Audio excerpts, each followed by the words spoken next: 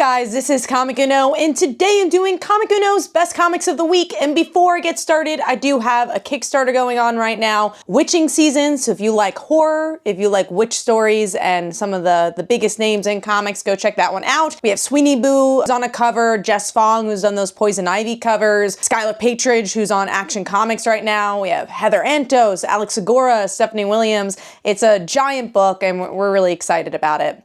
Now, also at the end of the video, we talk about the viewer's pick of the week, so in the comments below, let me know your pick of the week for a chance to be featured. Now let's jump into this week. It was a 5th Wednesday, so obviously there weren't as many books as usual, but I still had a pretty big haul with 11 books, so let's get started. Number 11 for me is Undeadpool issue 1. Again, I have not been loving the Age of Revelation books. There's been very few that I'm probably gonna get issue 2 for. And Undeadpool, I got because I like Tim Seeley. This is a weird book because the art is solid enough. The cliffhanger, if you like Deadpool, maybe you'll enjoy seeing Cable, but the book is about this not being a Deadpool book. It's like, Deadpool's different, he's not the merc with the mouth, and let's see what that story's about. So for Deadpool fans, you know, you want to read Deadpool in some sort of way, and then for non-Deadpool fans, there wasn't much else there to be like, well, I love Deadpool. So I didn't know who this was for, honestly, and that's the Age of Revelations conundrum I've been having. So overall, giving that one 1.5 stars, and that is number 11.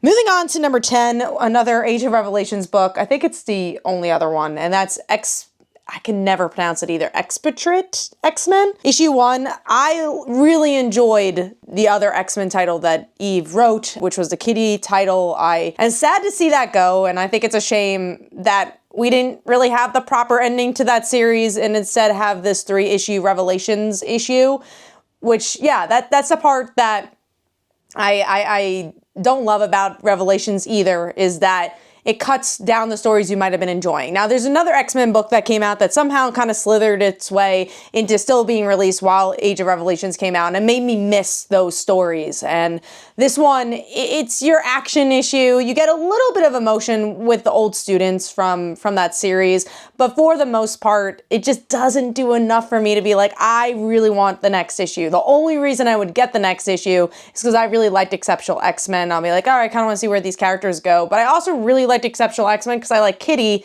and Kitty's not in this issue. Miss Marvel's in this issue instead. So giving it 2 stars, the artwork is solid enough, but it was pretty forgettable. So giving that number 10.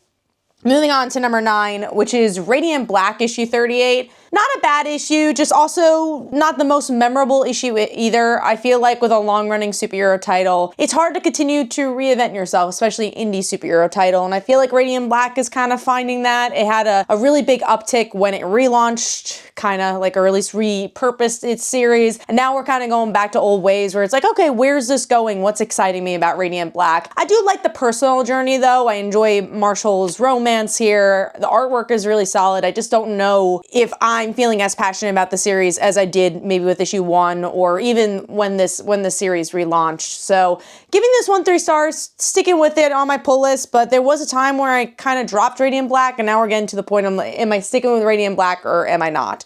So that is number 9. Moving on to number 8, which is Death of Silver Surfer issue 5. Not a bad issue. I just feel like whatever happens next is going to be difficult because I don't know if this was that popular of a series. I read it. I enjoyed it for the most part. Silver Surfer is no longer. It's this new human character that is Silver Surfer. And she, you know, you have a little bit of an emotional storyline here. You see that she's a little different than obviously Norrin because she's not an alien. And those are interesting aspects, but I don't know if this character made a big enough splash to be like, she's the new Silver Surfer. And I think that's what I worry about and why the ending was a little bit, you know, more towards the bottom of this list, because I don't know if we needed another Silver Surfer. So giving this one 3 stars, again, an okay issue, but I'm curious to see where that's going to take us in the future.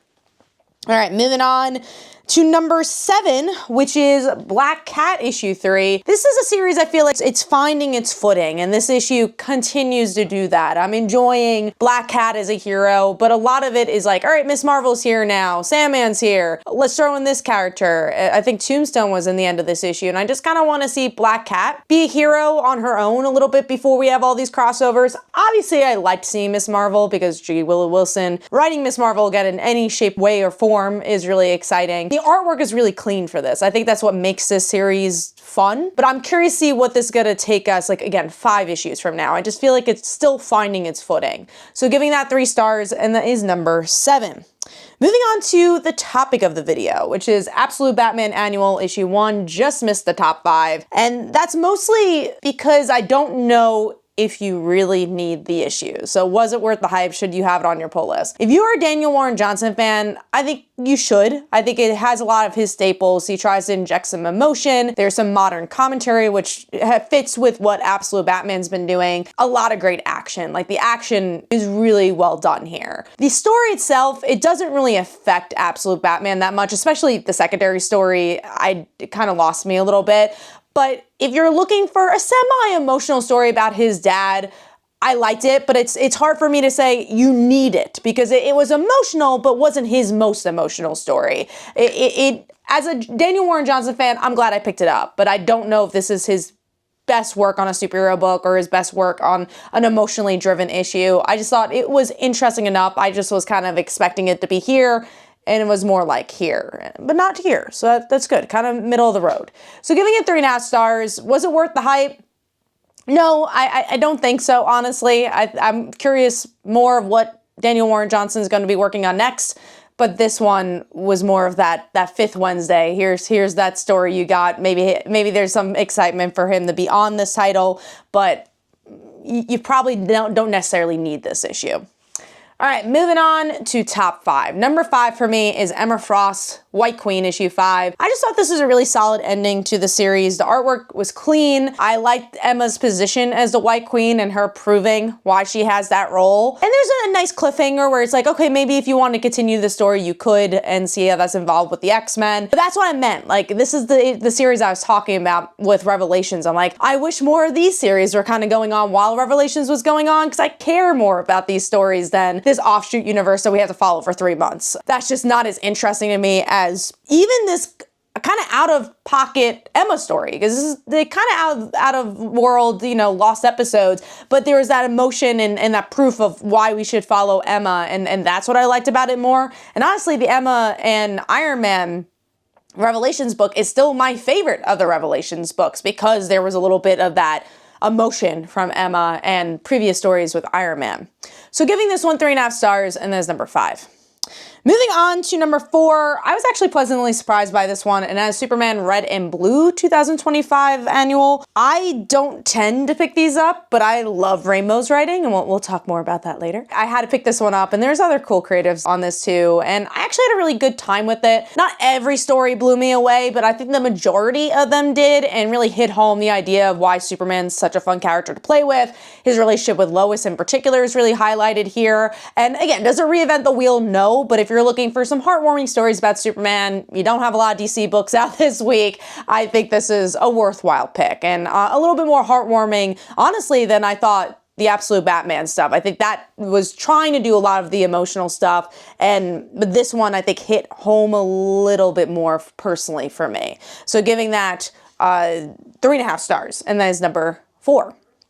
Moving on to number 3, which is Feral issue 17. This is back in action. I love when it really, really just has all that emotion from previous issues and does something big. And again, it reminds me so much of The Walking Dead, where you have those build-up issues and then kind of bigger events. People taking over. What are the villains doing? What are our heroes doing? Is anyone really a hero? Is anyone really a villain? And we get to see that with this pet store, and all these zombies go in, and the dog's there, and who's going to be taking power in this pet store, and who's going to...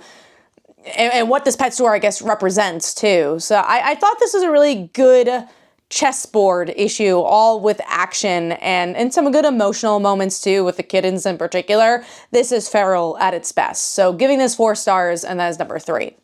Moving on to number 2, these are personal fan favorites for me, so when they do well, I get really excited, and that's Spider-Gwen Ghost Spider issue 3. Now, if you really enjoyed the original run of Spider-Gwen, I think this picks up the pieces of a lot of what that run was trying to do, especially with Venom. We learn that the serial killer is just Venom. It's the mirror image of Gwen. This Venom character goes on to her boyfriend, and you're like, damn. And Stephanie Phillips does a really great job to describe why this is a threat, why this connects connection means something to Gwen. There's a lot of great inner monologue to up the stakes for this story. You have Anti-Venom, you have Flash just shows up. That way you could have an actual team up that makes sense and explains in this issue why it makes sense.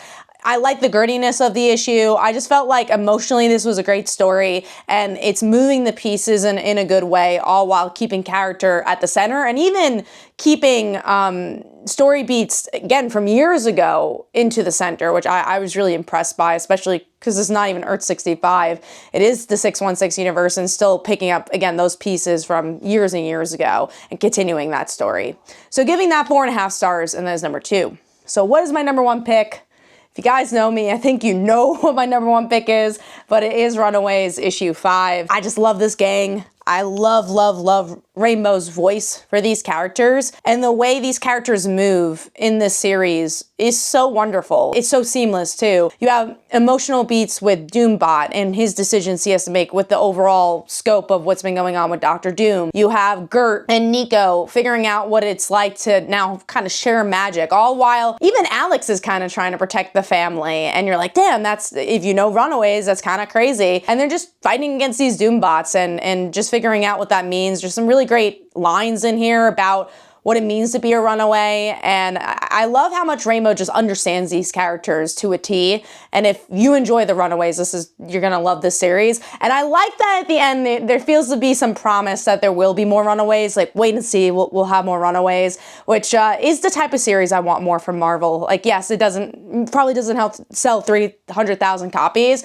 but there's a specific group of people that love this series and will hunt down this series and also, read it in trade, which obviously is a whole nother market, or put it on Webtoon, get, other people to read it in that regard too. So I think there's a big market for this if there's a push for it. And if you like Runaways, shout it out to the rooftop so we could get more Runaways, because I love this series. And if you like character stuff, read Runaways from the beginning, because it's a wonderful journey that Rainbow keeps upping her game to tell these stories. So giving that 4.5 stars, that is my pick of the week. Let me know in the comments below what your pick of the week was. Last week's viewer pick of the week was Invisible Man, and here are some comments about that.